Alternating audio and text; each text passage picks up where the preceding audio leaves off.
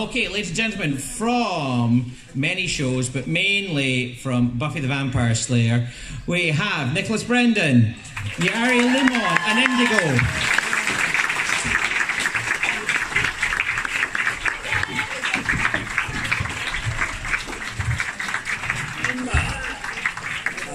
Hello, everybody. Wow. Hi, guys. Hello. We Welcome. Game shows back in the States, like Match Game, and they would have these long microphones, you know. I'm like, why? Yeah. It's like, you know, it's like, Long stick. this is interesting. Mine's gonna break. Yeah, don't play with it. Don't fidget with it. Well, then why would you give a person with autism something that fit? You know, come on. Jeez, my knees. All I do is fidget with it. That's true. It's called the fidget. Want me to hold it for you? Jesus Christ. It's the wrong thing to Yes. Hi, guys. Hey. Thanks for coming. Is it loud? Captain. That's okay. Yes, watch your language. That's cool. Right. Oh, so listen, I will tell you right now, because I have a hard time controlling it. If there are kids here, people have a hard time with language, I say go fuck yourself, because it's going to happen. It just happens, and I can't stop, and I try, and it's just doesn't work. It's just accept it. But the thing about that is, it's like, I always say, it's not the word itself, because fuck, it's an acronym for fornication under consent of the king. Holy mo! Which means that you couldn't have a baby unless the king said you could have a baby. It's not a bad word. It's the intention behind the word. I could say fuck and with love, or I could say I love you with hate, and it's the I love you is worse than the fuck. Shit means store high in transit, because they were bringing manure over and boats were blowing up because the gas were collecting. So I said, store high in transit. So that's really, if we're going to get right down to it, it's just true. Just to warn you, we're in Scotland. Don't worry about swearing, except for small children. Swearing small children? No, just with small children are not a good thing to swear at. But generally, we're fine. But you missed the point. That's not swearing. What's swearing? I mean, literally, that's their acronyms. I understand. It's like, you know, ACLU and AACP could be, you know what I mean? It's like, it's the same thing, you know? What's the other acronym that makes the word MAD, Mothers Against Drunk Driving? Don't say that. How dare you? There are kids in the room. You know what I mean? It's just an acronym for it. It's the intention behind it. You're absolutely right. I didn't say that. You just said that. No, it's like how you say it, or what's the intention. I never said that. Oh my God! It's always intention behind it. But explaining that to kids is like a whole other story. Well, no, it's like we have to. Why are we explaining anything when it doesn't make any sense? It's not a bad word. Now, why are we having to explain it? Why are we putting all these meanings on words, on acronyms? Come on. Are there any questions? Let's move on. I've also got some bits on Jesus Christ that are great. Let's just leave those for the time. Once Jesus realized that he could make wine, once, you know, God said, this is what you're doing. I hate this. He didn't die a martyr. Let me finish. He didn't die a martyr. He died in a very, very dirty efficiency apartment in Jerusalem of cirrhosis of the liver. He tried every day to kick wine, but he couldn't, because he could make it. I wrote a short movie that I'm about to shoot. It's called The Book of Walt, and basically it's this guy named Walt that every miracle that Jesus performed just completely adversely affected Walt. And we started the movie where Walt's kind of he just got done lifting weights and working out and stuff, and so he kind of happens across this commotion, and he sees his friend Stuart, and he's like, Stu, what's going on? He's like, okay, well, are you sitting down? No, Stu, I'm standing up. Oh, whatever. That guy right there turned that bread right there into that delicious fish. That guy right there turned that vat of water into that delicious wine. And so Walt's like, what? So he gets the fish, and he's like, this is the best fish ever. I have to ask this guy for the recipe. So he walks up to Jesus with a big plate of flaky whitefish and says, hey, I'm Walt. He's like, hey, I'm Jesus. He's like, did you do this? Jesus is like, yeah. He's like, what is the recipe? It's amazing, but could you maybe turn one of these wines into a Chardonnay just for pairing? Because I don't do red wine with fish. Or can you turn a loaf of bread into, I don't know, skirt steak? Jesus said no. Walt says, what are you, a Philistine? Lazarus is dead, and you know his buddies are Walt's at the bar, kind of having a beer. And Walt's buddy said, hey man, did you hear about Lazarus? And Walt's like, yes, it's tragic. I'm praying for the family, as our politicians say in America after another horrible gun violence. We're praying for the families. I'm praying for the family, and yes, I'm still going to offer. I'm giving the money still to the fund, the GoFundMe. No, dude, no. That guy that made the fish, and Walt's like, Jesus? It's like, yeah. Well, that guy, the fish guy, raised Lazarus from the dead. And Walt's like, Walt's like, whatever. That Walt owed Lazarus a lot of money. So Walt wasn't devastated when Lazarus died. So all of a sudden, Lazarus kind of walks into the bar and says, what's up, Walt? You got the money? Yeah, so basically every American Jesus performed affected Walt. Then they went on a boat. No. Okay. Right. You don't have to be up here. I understand that. Yeah, okay, I'm here cool. to translate if anybody... Translate? Jesus. Not for you. Well, translate For who? from the You were floor. saying this I got it all, before. I got it all. They got I it. haven't slept in, I'm not joking, 52 hours now. Got off, I flew here, flew, and then went right to the hotel and showered. To come here, I've got a dedication. splitting headache right now, and I can understand every word everyone's saying. So far. I haven't heard anything. Trust me. I haven't Right. heard anything. Questions to the floor? Anyone? Hands up. Okay, no question. Yes, have a mic. yeah. Do you want the skinny mic? What's wrong with this mic? I don't think it even works. Oh, it does. Yeah, this one. Thank you very much. So Yeah, take the new Buffy the Vampire Slayer is in talks that they're going to do, a reboot or a continuation of the Buffy the Vampire Slayer story. Yeah. Would you be willing to go and to get into it for the first season? I'm assuming this is a question just for him. No, even, Oh. well, just because he was a mainstay on the Just show. like looking. Just as he was a mainstay on the show. Yeah, no, I get it. It's fine. Would you be prepared and would you be willing to go and be in the first season to pass the torch to the next generation of Buffy the Vampire Slayer? Yeah. What kind of a question? Of course, no. I would very not only.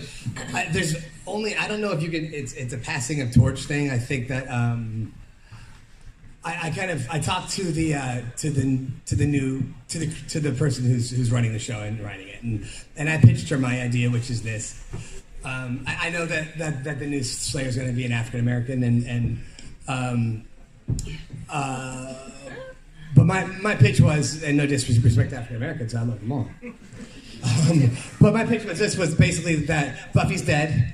Buffy's daughter is the Slayer, but she's been living in foster care because Buffy died when she was a baby. The daughter is just messed up. Dark Willow is so. Willow and Xander are the only two people that make sense being on the show. Willow has gone dark again and has been dark for about 15 years, and Xander is the Watcher, and he is he's trying to get sober off of booze, but pops pills like crazy, So it's a gritty type, more kind of like just Is this really? That's really? Okay. No, that was my pitch. Well, I'm allowed to pitch because I write for the comics, so it's one of those things I have their ear. But I don't know what direction they're going. To be honest, it's been very kind of. I heard about it like everyone else. My business partner told me. I like variety, so I know that people were very much. First, I think Warner Brothers was going to make it into a movie, and Joss wasn't involved. And they're like, no. Fans like, no. And then now it's like, only if Joss is involved. And now Joss is involved. He's an EP with Gail Berman, who was our EP and everything, And then they're like, no, I don't know. People are so protective of that show that they have to be very, very careful. Not that. Here's the thing. Shooting that show was rough. It was emotionally, at times, abusive. It was a lot of work. But we had something to show for it. I do events now where I tour and I talk about my depression and my autism and my being a survivor of being molested as a kid. And these are great tours, and people come out, and a lot of people who come out to my events have anxieties or disorders where they won't come to a con like this. So I go to them and we talk. But I forgot what I was saying about. What was I saying about? What was my thought? Get inside of my head. How my synapses firing? But shit, what was it? So and before I opened up about what was going on with me, it was after my 14th arrest, you know, where I'm like, okay, I gotta start dealing with this stuff, you know what I mean? I had so many people come up to me and say, this show got me through this time, this depression. So now being able to use that as a tool, like tonight I've got an event here. It's a watch party, or a watcher party where I watch people undress because I've got cameras hidden. Family show. I thought it was Scott. They can't understand me. So we'll watch the musical as the second episode, and they'll pick what the first one is, and I'm in the room and I'm doing like a commentary and talking shit, you know, and just being me essentially, hugging, and then if anyone wants to talk, I talk to them. But being able to use it as a tool that was used before I even kind of, you know, it's nice. No disrespect to Charmed, but if I had to put that work in for 7 years on Charmed, and it was Charmed that I had to show for it, I would have put a bullet in my brain. I think I would have been like, oh. And now the remake of Charmed is worse than the real Charmed. What? Is that possible? I can't believe it's not butter. You know, it's like, wow. You know, so it's nice. It's great to be able to use it and to bring people together and to go. I happen to have, when my dog Steve died, I happen to have time right now to go out and about. I mean, I'm born and raised in LA. I live in LA. I've been home for 5 days the past year and a half. I've been to Paris more times than I've been to LA. So it's just kind of, it's almost like where I'm needed, I go, you know? So it's been nice. Anyway, that was a long-winded answer to that. Yeah. Indigo, Iyari, would you want to be in a continuation of some show? I mean, even if you're recast of another character? Or... Yes. Okay, just checking.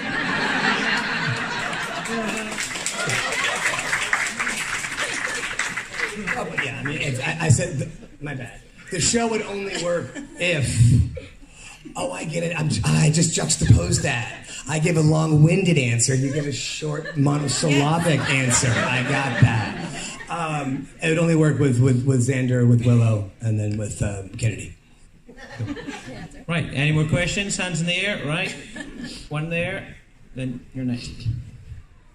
Hi there, my question's for the ladies. I was actually just wondering, when you came into the show, it was obviously very well established. How did you find fitting in, and were you fans before you became part of it? That's a really good question. I got to be totally honest with you. I'd never watched the show before I came on. I know. Oh, that face. I'm sorry, guys, but I just can't lie to you. I had no idea, you know, the following it had, or, you know, it wasn't. I didn't even know how far along my character was going to go. I just really came on for one episode, very few lines, and that was supposed to be the end of that.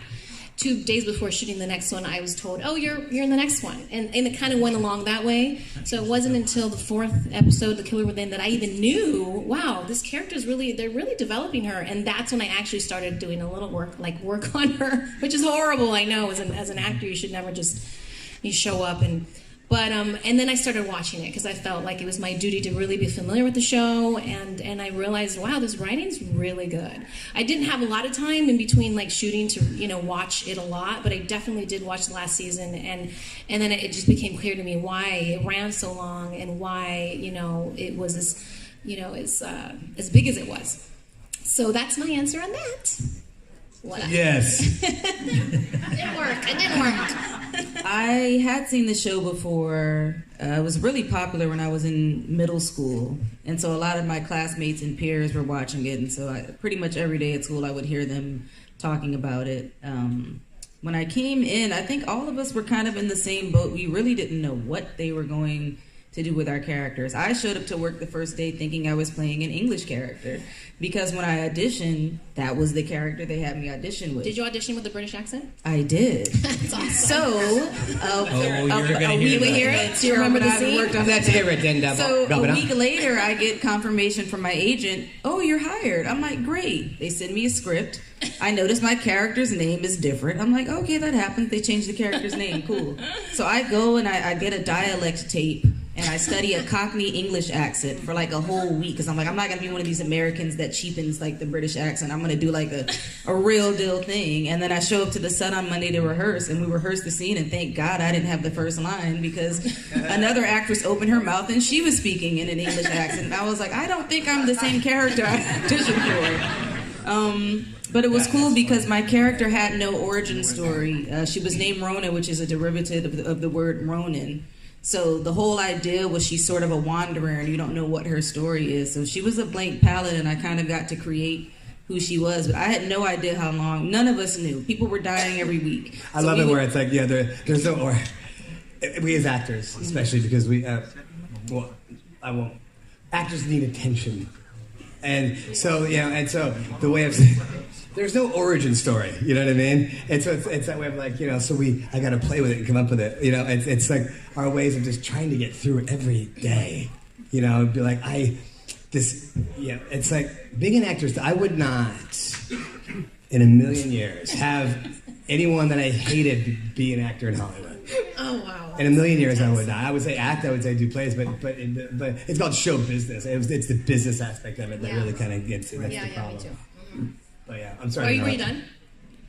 No, I did. Pretty much. I mean, we didn't know if we were going to be around or not. So. We never knew if we were going to die. So no. we'd flip to the end. And, we would slowly turn pages when we got a new script. Like, okay, am I making it through this episode? And then even if you made it through that episode, you didn't know if you'd make it through the next one. So. It was like 4 or 5 years ago. I was doing it. I forgot with who. It was a fairly major. Tertiary character, and they're like, each week we got the script, they would thumb to the end to see if they were still in it, and it dawned on me that of course, I mean, I never once had to worry about that. It's like, what's my character going to say? Right. I didn't think that I wasn't going to be there. Right. The most shocked I was when I was at the end, and Caleb took my eye out, and I'm like, because I wasn't warned first. Ah, really? But because me and Joss were fighting. Whenever Joss and I were fighting, because we had a lot of love for each other, but also we were very much alike. What would you fight about? Xander was Joss. I mean, that's the thing. We're very similar. Really? I didn't know that. Well, Xander was Joss? Was he? Buffy seen through Xander's eyes, yeah. Writers will write, there's one character that's them, and then everybody else. No, so. I mean, you know what I'm talking about. Yeah. So, but yeah, we were fighting, and so I get the script, and I'm reading it, and I'm like, and I go back and I read the script, the page 4, I'm like, and I'm like, and I'd read it again, and I'm like, I was so mad that I wasn't told first. About your eye? About losing my eye. But that's what was Joss's way of saying that, no matter how much I love you, I'm still in control. Yeah. And right then, because Joss had written, I got to work, we had known at this point that Sarah wasn't going to do, because we had, Allie, myself, and James all had 2 more years that we had negotiated. So 9 years was kind of what was going to be our mark. And Sarah didn't want to do it. So we all knew at this point that the show was ending and I got to work and the AD's like, Joss wants to talk to you. And I'm like, and I had to think, where are we? Because it would happen. But that's what love is, It's like, you shut up. You lose an eye. No, you lose an eye. Very close. But so, and so I get to work and so he would call me Brendels and I would call him Jospo. So he knocks on my trailer door and is like, hey, Brendels. I'm like, okay, cool, we're good. And what's up? He's like, I'm writing a TV show for you. It's Western Outer Space, and I want you to play the captain. So the Firefly was written for me to play the captain because he was going to sell me as like a Han Solo. Like he did an interview once where he's like, the coolest thing about Nicky is that he's cute, but he doesn't know it, and he can do comedy, which is essentially kind of what he loves. That he loves that stuff. So I said, cool. So the idea was we were going to finish Buffy, take a month off, and we were going to start Firefly. And then Fox wanted it 2 months earlier. Then Joss wanted to give it to him. So Nathan comes and takes my eye, takes my job. Pretty sure had sex with my girlfriend in the 90s. I've known Nathan for a long time. But yeah, so it's kind of like, But yeah, I mean, still, listen. You can't, when you're on, because Buffy was the first thing. I'd been acting for 2 months when I booked Buffy. I was a PA in a show called Dave's World, which was with Harry Anderson and Patrick Warburton. But I was a PA. I made coffee runs. I collated scripts, dropped them off at the actors' houses, and there was a part for a college student. They said, Nicky, you're going to play that student. I said, cool. So I act for a week on the show. I'm not a PA, and I come back on that Monday, and I'm called into Michael Peacock's office, who's the producer who hires and fires people. And he says, close the door. I'm like, shit. And I said, yep. He said, well, you're fired. You're a horrible PA, and we all here think that you should be acting. And at the time, I was not acting. I had taken 2 years off. I did not want to act. some bad stuff had happened to me, and so I had just gone through a breakup. Well, I had gone through a breakup. My girlfriend and James Marsden, my best friend at the time, the actor, were having sex behind my back, and so then they all left that way. I then was living in an apartment. Are you being serious right now? Yeah. No, I'm making this shit up. I was then living in a condemned apartment in the valley because of the 94 earthquake that was infested with termites. So one of my friends, Jennifer McComb's mother, Kathy McComb, was a manager from New York, and I'd known her for about 2 or 3 years, and she's like, "Nikki, act. I'll be your manager." And I'm like, "I'm not acting, Kathy." Every time I saw her, "Please act." Well, were you acting like when you were younger? Or no, I acted like 2 years. I did like 8 commercials. I got into acting when I was 20 because I had a bad stutter. I wanted to overcome that. And so I said, I'm not acting, so I get fired from that thing. I drive my Honda Civic over to Kathy McComb's house. I said, let's start acting. Because I had nothing. I couldn't afford to eat anymore at this point. I'm still heartbroken over the Jimmy and Lisa thing. And the next day I met with Iris Burton, who was Joaquin Phoenix and Rivers' agent. She signed me. The next day I had 3 auditions for a pilot. This is February. And you have to figure, I would have been a PA until my job would have ended in June, and I booked Buffy in late March. So it was supposed to happen. It was weird, like so many things that were out of my control. You know, I mean, I was fired. They said that part comes up, have Nikki play that college student, and I wasn't a bad PA. They just knew that I was not very good. No, that I should not be doing it. I'm not bad at anything I do. There's just better things that I can do, you know? So it's so many things that happened that were just kismet, that were more universe than anything else. Wow. Okay. And we had another question down the front, gentleman here. Hi. Yeah. Hi. John, can you get us a mic? Oh, cool. Hey. Ooh, big red. I like big red. Big red. Yeah. My name's Michael. I wanted to ask you, why did you start this? What made you start in the first place? Start what? What made you start in the first place? What made you start in the first place? Acting? Start acting? You mean starting acting in the first start place? acting? Yeah. Start out in the beginning, your very first. My mom was an agent. Here's the thing, guys. I'm very honest about my life. And so when I was from 8 to about 11, I was molested by a teacher. He went to prison. I did not get counseling. I found baseball. Baseball saved my life. So I played baseball till I was through college, and then there's a day I didn't like baseball anymore. And I told my mom to bring home some scripts. And I started acting that day. I quit baseball. So. At what age? 19. Oh, 19. Oh, right. I was molested at 11 and 12. So I put hours into baseball. And then when I realized I was at college and I was playing, and I looked around, I'm like, I'm not having fun anymore. So I quit. And I had my mom bring up a growing pains script and a Doogie Howser script. And that was my first thing. I read those scripts, and I had an old 1980s, those big video cameras, you know, that I used to tape my swing on in my backyard. And it didn't record sound. But I wanted to see if I looked, if I had even a look that people would want to see. So I put that camera in the corner of my room, and I just said, "Take me reading." And so that's what got me into it. I don't know why. When I was a kid, I went to the set of Happy Days. And I loved that. I didn't know. It was like, I thought it was real, right? Because I was 7 or 8 years old when I was on the set. So my mom had a client on there. And I'm like, this isn't real? And then and at the time I was also being molested. So when that happens, your brain starts to kind of get really weird. And things get skewed and they melt, and there aren't any hard lines anymore. And I was looking at it. And like, there was the living room. And then you look in the back, it's just like, gopher wood. It's just completely just fake. And there's something I loved about that. There's something I loved about how real I thought it was, but then in the back, it can be torn down so easily. Wow. There's something about that ephemeral situation that I just really, really cared for that stuck with me. So that's kind of, cool. There's not an easy answer to that question, but that's as easy as they're going to get. What about you two girls? Was that for us? I don't think that was for us. I think it was for everyone. It was a question, how did you get into acting? I think it's a valid question for everybody, It's a except very yourself. boring answer on my end, but okay, I'll try to summarize it. I knew I wanted to act since I started walking and talking, but I didn't have very supportive parents. They wanted me to be an actor, be a lawyer, something more, promising and just we didn't have to worry, you know, financially. They didn't think I could ever make it acting. But when I was in my teenage years, I heard one of those commercials like, "You want to be an actor? You want to be a model? Call Beverly Hills Studio." No, it was right after that. Beverly Hills Studios. Do you remember that? So I called. I mean, that was my. How much a day? How much did you pay? Like a lot. Yeah. So I went to the thing, you know. I was like, "Dad, can you take me to this?" And so they took me. They didn't know where they were taking me. And you were how old? And I was about 15. And so I didn't drive yet. So I go to this thing, and there's like thousands of people in the audience, and you go up and you say your name. "Hi, I am blah, blah, blah." And you do a little commercial copy, you know, so I did. And then you get called into the school. So I was very excited because I called into the school. So I'm like, "Oh, this is awesome." And of course they call in like 1,000 people also. And so they're like, "Oh, you're $2,500. Yes, your professional daughter's headshots. Yeah, your daughter, you know, she's very promising. We want to enroll her in our school." And I thought, "Oh my God, they want me in their school. This is great."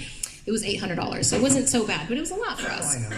So I said, "You know, I want to do it, but I don't have the money."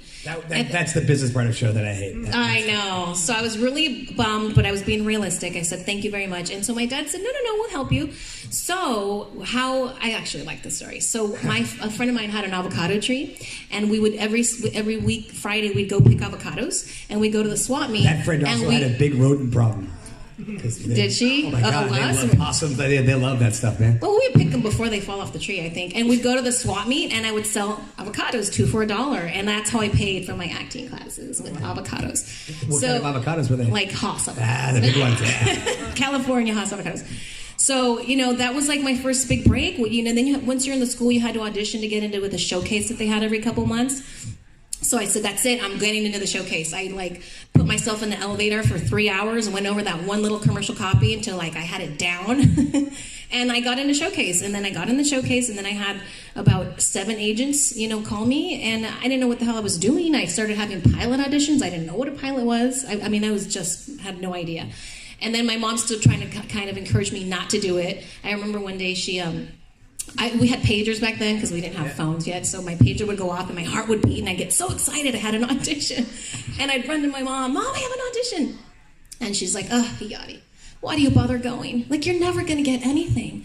And that crushed me, and I went into... But it also, it propelled you.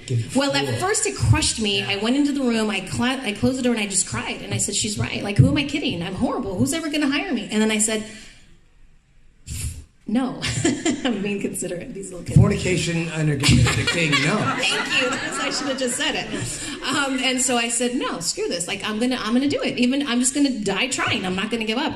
So and then she eventually made me drive. She didn't want to take me anymore. So she's like, "You're gonna do it. You drive yourself." So I started driving myself, and then I booked my first commercial pretty soon, and I was hooked. Like, I flew to San Antonio to shoot a commercial, and then I did this TV show called On the Line, and then I worked with Linda Hamilton, who had.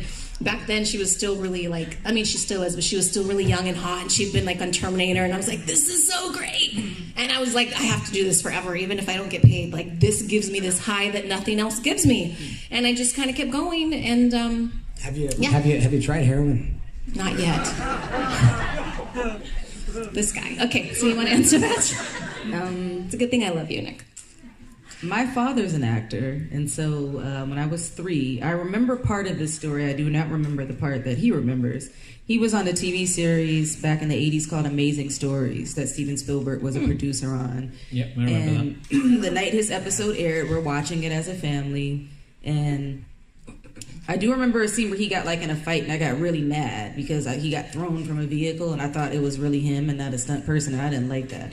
But the part that I don't remember is that apparently I kept looking at him on the screen and then looking back at him in the living room and then looking back at the screen again, and I pointed to the screen and I said, "I can do that."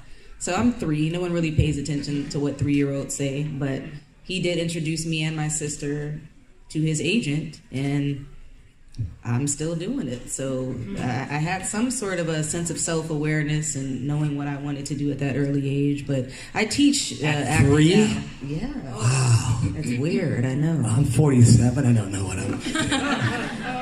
So that's my story. It's short. So did you start at 3? I started at 3. My first job was a hot dog commercial when I was 5. But the great thing about you, though, is you were 3, but you looked 2. Probably so. So that's Okay, Danny, you got a question there? Yeah, first of all, obviously, grew up watching Buffy, love all 3 years, but just curious, hearing some interviews with people that the actors add something of their own, a bit of maybe a bit ad lib or a different bit to the character. Did you three ever just stick to what they actually wanted, or did you do it recordings or the rehearsals actually? Are you talking about on Buffy the Vampire Slayer? Yeah. I can tell you this. I can tell you that you had to be word perfect on Buffy the Vampire Slayer. Joss would say it had to be word perfect. Joss would say, Bridgels, that emotion was perfect. I put that dud there for a reason. I'm not joking. Wow. And that's how I was trained. So that was easy, because once you know, then that's how you do it. But when Joss directed, we didn't have to talk. Like, the worst direction you can give an actor is faster but slower. Because it doesn't make sense and contradicts itself, but Joss actually gave me that direction. I knew exactly what he meant. He meant make the first part a little faster, make the second part a little slower. So we just kind of had that thing, which was great. Now, in Criminal Minds, if we got like 30% of the dialogue right, we're moving on. So no, there was nothing that was ever improvised on Buffy the Vampire Slayer, which I loved. I love the fact that the actors weren't directing episodes. I love the fact that this was Joss's dream. This is Johnson's. Everything was just it was his. It was his. And I had a lot of respect for that. Holly Marie Combs, who's a friend of mine, who's on Charmed. We don't talk about the show, but they made the girls producers, and they gave the girls points on the back end. So when we had the fires in Malibu last year, Holly was having to save her horses from her ranch. And I'm like, that's what happens when you get points in the back end. But I was happy to create art, then have points in the back end because I don't have any horses. And if I did, I wouldn't even know what to do with them. I mean, I've got a friend who can deliver to me every day as much horse meat as I can eat. Where I can open up a restaurant called Thoroughfed, where we thoroughly feed you. It's an all-you-can-eat horse meat buffet, but nobody wants to eat horses. Oh no, horses nice. That's what I've heard. No, I know. I've been in Paris. I've had it. Yes, yeah. But it's an all-you-can-eat buffet, though. We're not horsing around. Yeah. But we are. I always try to respect writers. So unless I've been given the clearance to kind of go off book, I feel like they've written what they've written because that's what they wanted. Well, I mean, unless you're on, like, if you're on, let's say, like, no disrespect to Criminal Minds. Right. But with Buffy, 100%. Yeah, they earn that respect. It depends on, no. I mean, Shamar Moore, if he hit 10% of his lines, we'd be like, sweet, moving on, It depends, because some writers are very protective over their words. And even if you add, like, a look, or just something in there to make the dialogue flow more naturally, they'll notice it, and they'll say, don't do that. Yeah, no. But when you're... but then there's certain actors that you kind of know when you're hiring them that they're going to do. Which is why Joss does it. That happened because the reason why Buffy was a TV show is because Kai, his lovely ex-wife now, talked him into making it into a TV show because the movie was not what he wanted. Donald Sutherland was changing his dialogue. What's his face? Rutger Hauer was changing his dialogue. Everyone was changing, and he's on set watching this, and so that's why. It has to be word perfect. That's why there was a TV show. Thank God that they changed his dialogue. And also, when he wrote, I think Alien 5, I think Resurrection. Did you? Yeah, and we all went to the premiere of that, and we're in there all together, and they've changed his dialogue again. And that was the one where he's seething, and he's like, it's now every writer in his contract that you do not change his dialogue. Now on Buffy, it was just that way. But when he didn't see the final cut until then, and he's like, and we left early. We left early, and that was it. That was the one where it's like, no, you don't. Oh man, you don't F with my dialogue. I didn't know that about him, but I'm glad that I stuck to the words. Yeah. God damn it, I said F. I felt like I know you screwed up. You fucked up. I actually feel like I really was true to what Joss wrote for me. I often get a lot of, criticism. People, they didn't like Kennedy. I don't take it personally at all because, she was written that way and I felt like I portrayed her the way she was written. If I had leeway to do something more with her, maybe I would have. But, he does what he does for a reason. I think he's a phenomenal writer and I just tried to be as true to his writing as I could, even if I didn't agree with it or if I didn't like it, Agree with that. When you're a series regular on a show, what writers will do is I wasn't a lot like Xander. No, that's why I'm going to tell the story real quick. Thank you for that. Jesus Christ. You said you didn't need a moderator. Do you need to start, keeping... No. I'm just trying. It's just... So what happens, the writers will actually hang out on set more and hang out around the actors that are the series regulars because they'll get their cadence down and how they speak because it's easier for them to write. So when you ask, are you like your character on a TV show? Very much so, because they study you, and that's why my cadence was like my cadence. Where a movie, it's a lot different because you are definitely kind of becoming the character. So So where your character's written in a particular way. Right. Yeah, they didn't. Yeah, it was a series magazine. Yeah, that makes sense. Yeah. I wanted to just I didn't want you guys to have this idea that my mom's this horrible, suppressive person that just, she's actually wonderful and now she's very supportive. Now that I don't really want to do it anymore, it's like she's more supportive than ever. She's like, but you're talented. I'm like, where were you 20 years ago, This sucks. I could have used you back then. But now she's a completely different person. She's amazing and she's very supportive. So I just wanted you to know that to validate my mama. So, any more questions? I was going to say, do we have any more questions? There, and then we'll get, hopefully, if we have enough time, so we'll try our best, we'll get you next. Is it close to an hour already? No, 45 minutes. Right, when you go. I just want to know, what was the most fun that you had on set, or was there a particular episode that you really enjoyed? The musical was the one I most enjoyed shooting. You would think that it would have been the one Bewitched, Bothered, and Bewildered while the girls were chasing me. You come to find out, though, it doesn't matter if it's rabid wolves or girls. You don't want anyone ever chasing you. It's terrifying to where, and a lot of these were extras, and they weren't used to the word cut. And so it was one of the scenes where they were just all pawing at me, and I'm going to say a curse word here. And so why am I doing this? Because of you. She's in her own world listening to something. Just be yourself. Just be yourself.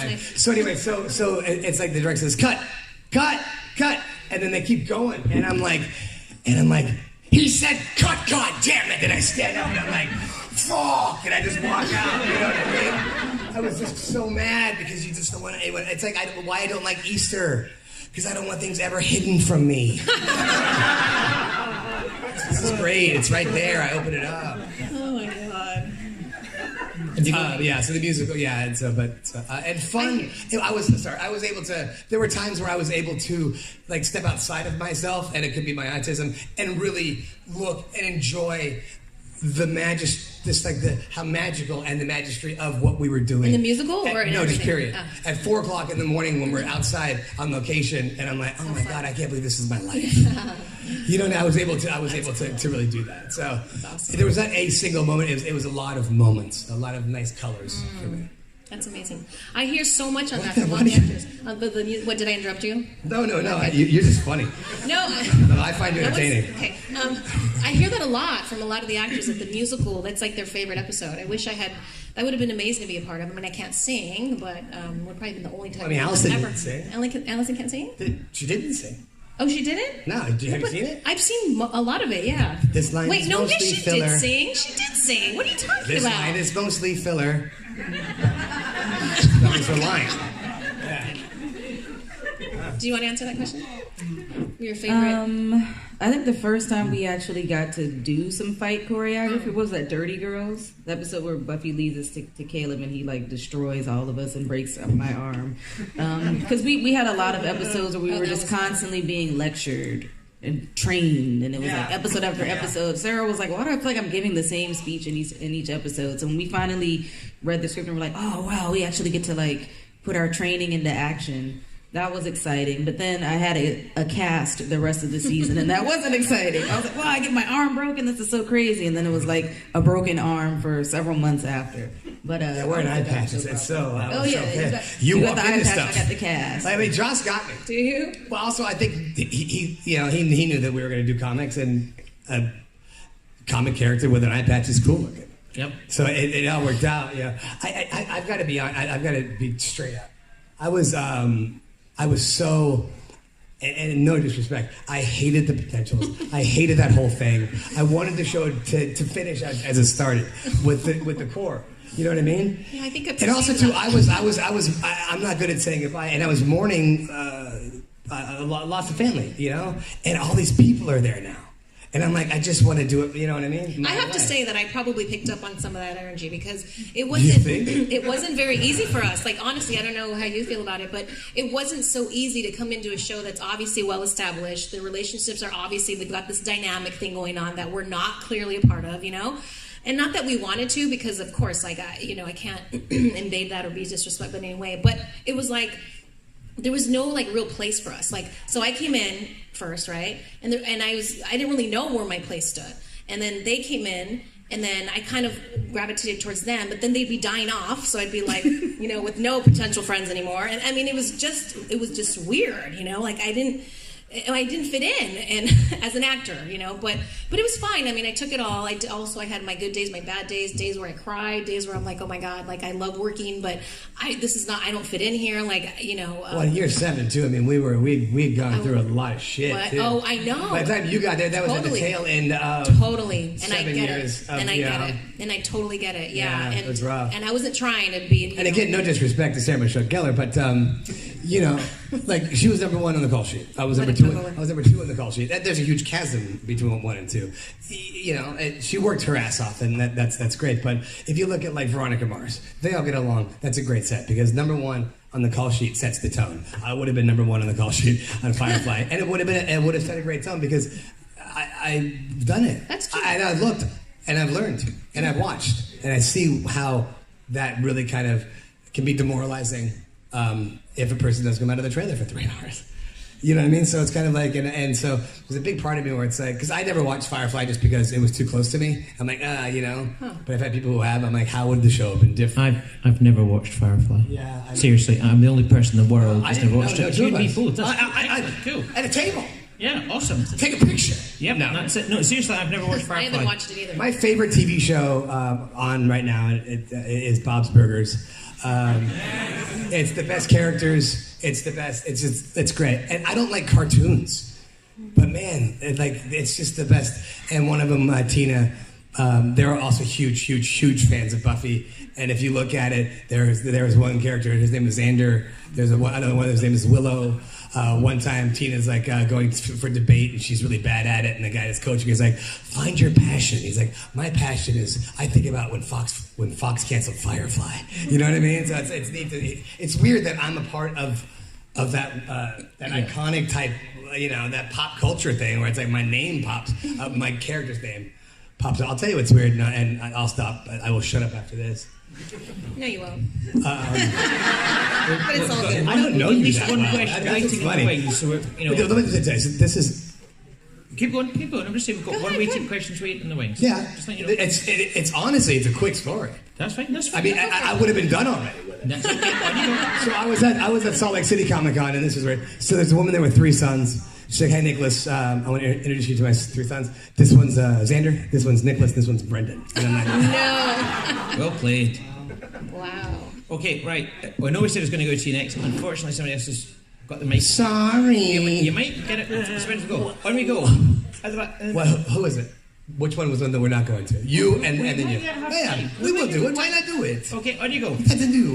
Hi, guys. Hi. Just as you were saying in Indigo about your broken arm, what is the... And by the way, I loved Kennedy.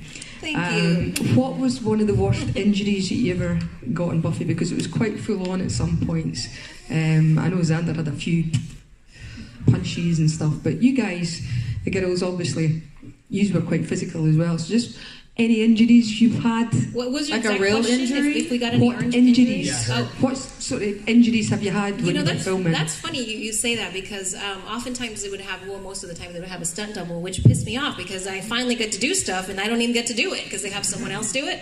So I would try to do my stuff as much as possible. And at one point, I don't know how, my arm was bleeding. Like there was a huge cut in my arm, and I'm dripping blood, and I'm trying to hide it because I knew the moment they find out, they're not going to let me do my stunt. One of the things that I found out on that, because on the first year, his teacher's pet, I'm like, I'll do my own stunt. And then I was talking to one of my stunt guys, and when he told me, I found out that every time they're on TV, they get paid. And every time I try and do it, I'm taking money out of their pocket.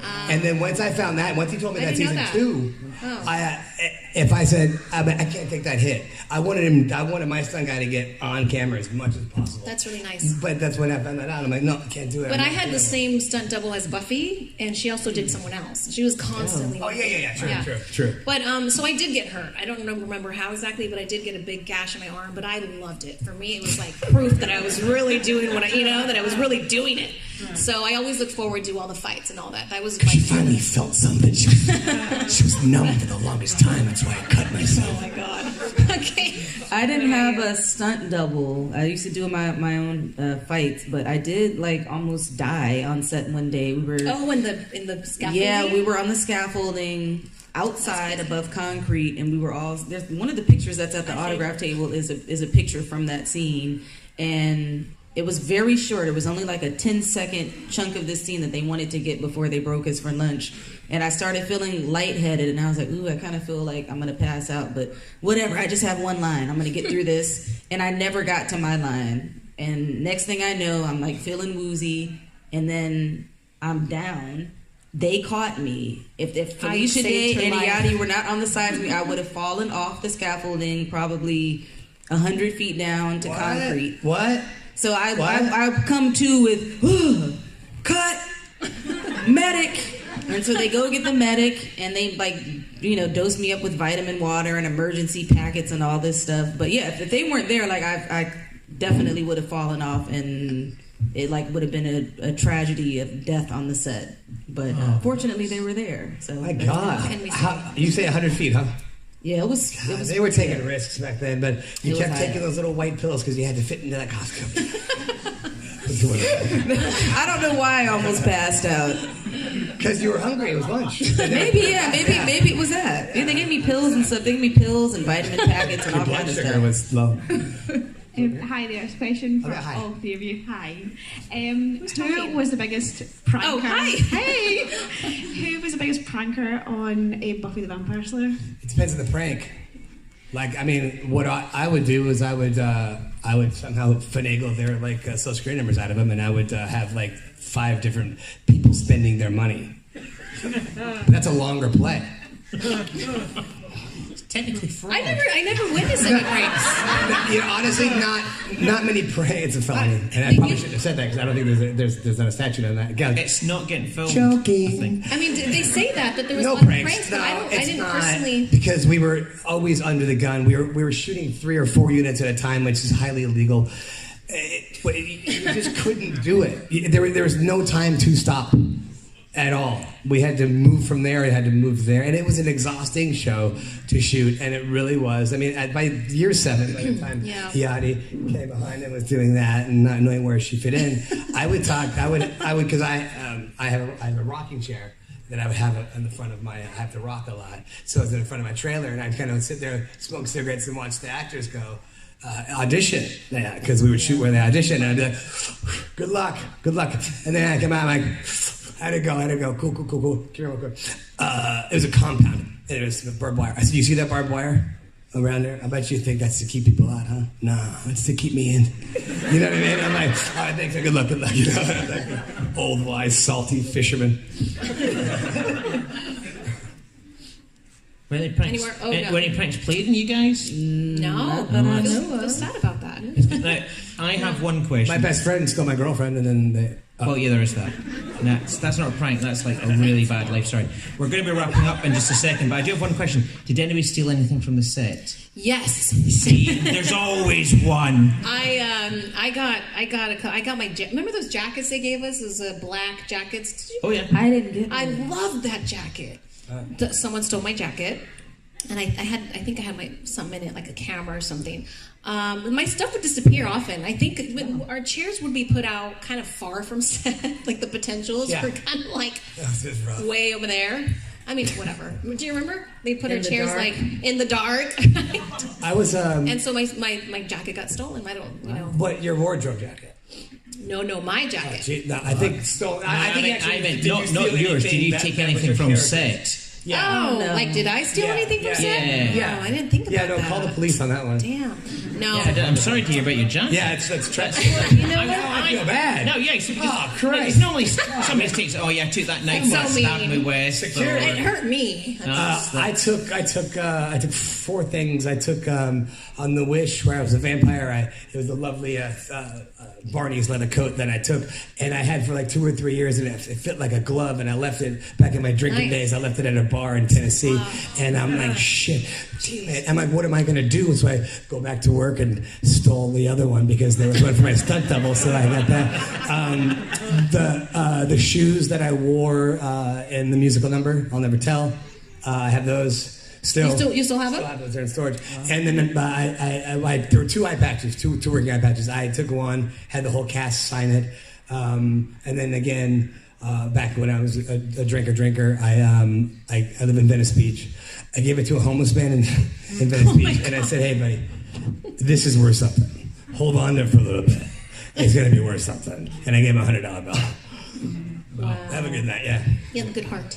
Indigo, are you never taken a for set ever? I didn't, but someone just brought to my attention earlier. I kept the last. They used to make a real cast for me every episode. Yep. I had to go in the prop department, and they would fit me for it and make it. And the very last one, people signed, and I had it, and I have no idea where this thing is now. So perhaps someone stole it from me. Who signed it?